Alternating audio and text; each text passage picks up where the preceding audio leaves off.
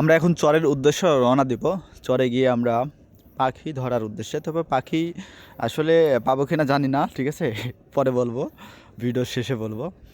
আর এই যে অবস্থা আমাদের খেয়াঘাট, এখান থেকে আমরা নদীতে পার হব, চরে যাব।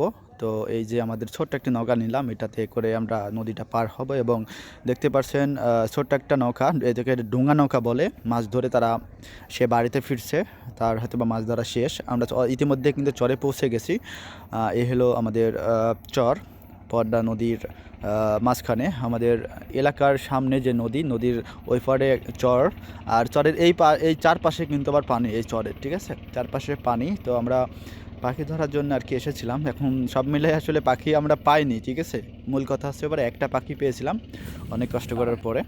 একটা পাখি বেঁধেছিল, তবে ওইটা আমরা ছেড়ে দিয়েছি, চলে গেছে তার আপন ঠিকানায়।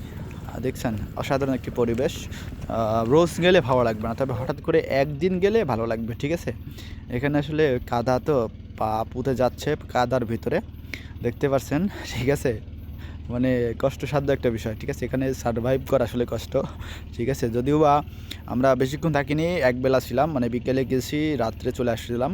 আমার ফিরতে ফিরতে রাত হয়ে গেছিলো, ঠিক আছে। তবে একটা পাখি যে জালে পড়েছিল, আমরা আবার ছেড়ে দিয়েছি, সে চলে গেছে। তো এই ক্লিপটা আসলে রাতের, তো এই জন্য দেখাতে পারবো না, আমি দিনের ক্লিপই দেখাচ্ছি আপনাদের। তো এরকম পরিবেশে আসলে মাঝে মধ্যে আসতে ইচ্ছে করে, যদিও বা এখানে বসার মতো জায়গা অনেক দূরে, ঠিক আছে। বসার মতো এভাবে না, সবই বালুচর আর পানি কাদা মিলাইয়ে সব কিছু আছে এখানে। ছোটো ছোটো মাছও আছে। তো যাই হোক, মাছ শিকারে আমরা আসিনি, আমরা আসছিলাম পাখি ধরার উদ্দেশ্যে। তো পাখি আমরা পাইনি। তো এই যে দেখতে পাচ্ছেন কী অবস্থায় আমরা হাঁটাহাঁটি করেছিলাম, ঠিক আছে। এই হলো আমার অবস্থা, হাঁটতেছি আর হাঁটতেছি, ঠিক আছে, রাস্তা শেষ হয় না। হ্যাঁ, এই হলো অবস্থা, দেখতে পাচ্ছেন আমাদের রাজীব ভাই, ঠিক আছে, সিঙ্গাপুর থেকে এসে আমাদের সাথে সময় দিচ্ছে এবং কাদা পানির ভিতরে হাঁটছে আর কি, ঠিক আছে। তো এই হলো অবস্থা বর্তমানে। তো আমি অনেক দিন আগে ভিডিওটা করেছিলাম, তো আপনাদের মাঝে শেয়ার করলাম অনেক পরে, দেরিতে আর কি, তারপরেও শেয়ার করলাম। তো দেখতেই পাচ্ছেন এটা হলো RS রুবেল মামা, পিছনেরটা, ঠিক আছে, আর উপর আগেরটা রাজীব ভাই। তো আমরা আমরা মোটামুটি 6-7 জন আসছিলাম আর কি, মামা, বড় ভাই, ছোটো ভাই মিলে। তো এই হলো অবস্থা। তো সব মিলাই পরিবেশটা ভালোই ছিল।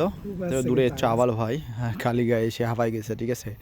আর এই যে আমাদের ক্যামেরাম্যান, দেখছেন, ক্যামেরাম্যান তো শ্যুট নিচ্ছে দূরের, মানে কে কতটুকু জুম করতে পারে, জুম পরীক্ষা চলছে। তো এই হলো অবস্থা আলট্রা থেকে। আর দুইটাই স্যামসাং, ঠিক আছে, দুইটাই ভালো মানের ফোন। তো এই হলো, তোদেরকে এত বলি নিজের ফেস দিয়ে কণ্ঠ দিয়ে ভিডিও তৈরি করবেন, তো নিজের কণ্ঠ দিয়ে ফেস দিয়ে ভিডিও তৈরি করেন না কেন? যদি নিজের কণ্ঠ দিয়ে নিজস্ব কিছু দিয়ে যদি আপনি ভিডিও কন্টেন্ট না তৈরি করেন, তাহলে আপনি ফেসবুক থেকে কখনোই সফলতা অর্জন করতে পারবেন না। তো মামা দেখছেন অসাধারণ একটি কথা বলেছে এই ভিডিওর মাঝে। তো অবশ্যই সবাই অরিজিনাল ভিডিও নিয়ে পোস্ট করতে থাকুন, ইনশাল্লাহ সফল হবেন।